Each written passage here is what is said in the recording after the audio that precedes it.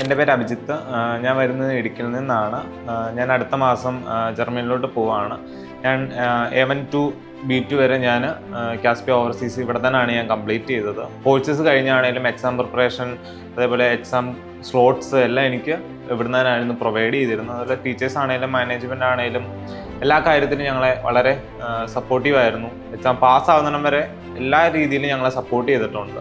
BKM attempt ചെയ്യുമ്പോഴേക്ക് Germans ആയിരിക്കുമല്ലോ നടത്തുന്നത്.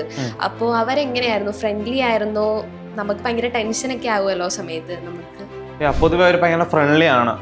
അവർ നമ്മളോട് നമ്മളെ മാക്സിമം കാം ആക്കിയിട്ട് അവർ നമുക്ക് എക്സാം സ്റ്റാർട്ട് ചെയ്യുള്ളൂ. നമ്മൾ കോൺഫിഡൻസ് ആയിട്ട് പറയുക, ഓക്കെ, അവർ നന്നായിട്ട് ഐ കോണ്ടാക്ട് വെക്കുക, അവരുമായിട്ട് മിങ്കിളായി നല്ല കോൺഫിഡൻസ് ആയിട്ട് നമ്മൾ പറയുവാണെങ്കിൽ സിമ്പിളായിട്ട് ക്ലിയർ ചെയ്യാം സ്പീക്കിംഗ്.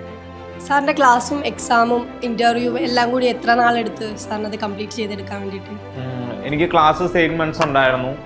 പിന്നെ എക്സാം പ്രിപ്പറേഷനും കാര്യങ്ങൾ ഒരു 1.5 സംതിങ് ആവും. നമ്മൾ എഴുതുന്ന എക്സാം എങ്ങനെ ഇരിക്കും, ഏതൊക്കെ മോഡുകൾ എഴുതും, നമ്മൾ ക്ലിയർ ചെയ്യുന്ന ടൈം എല്ലാം ബേസിക് ആയിരിക്കും. നമ്മളെപ്പോൾ ടൈം ഡ്യൂറേഷൻ നമുക്ക് കൺഫേം ആയിട്ട് പറയാൻ പറ്റില്ല. നമുക്കിപ്പോൾ 1.5 വർഷം കൊണ്ട് പോകുമെന്ന് പറയാം. നിങ്ങൾ എത്രത്തോളം ഹാർഡ് വർക്ക് ചെയ്യുന്നു, എത്ര പെട്ടെന്ന് നിങ്ങളിത് കംപ്ലീറ്റ് ചെയ്യുന്നു, നിങ്ങൾ 4 മോഡുകൾ ക്ലിയർ ചെയ്യുന്നു എന്ന ഡ്യൂറേഷൻ ആയിരിക്കും നമുക്ക് ടോട്ടൽ പ്രോസസ്സിംഗ് ടൈം ആയിട്ട് വരുന്നത്.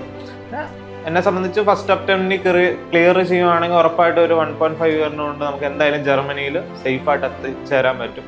ഇവിടെ പഠിക്കുമ്പോൾ 4 വർഷം എല്ലാവരും ഡിഗ്രി കംപ്ലീറ്റ് ചെയ്യുമ്പോഴത്തേനും നമ്മൾ അവിടെ എന്ത് ചെയ്യും, നമ്മൾ സേഫായിട്ടൊരു സോണിൽ നമ്മൾ എത്തായാൽ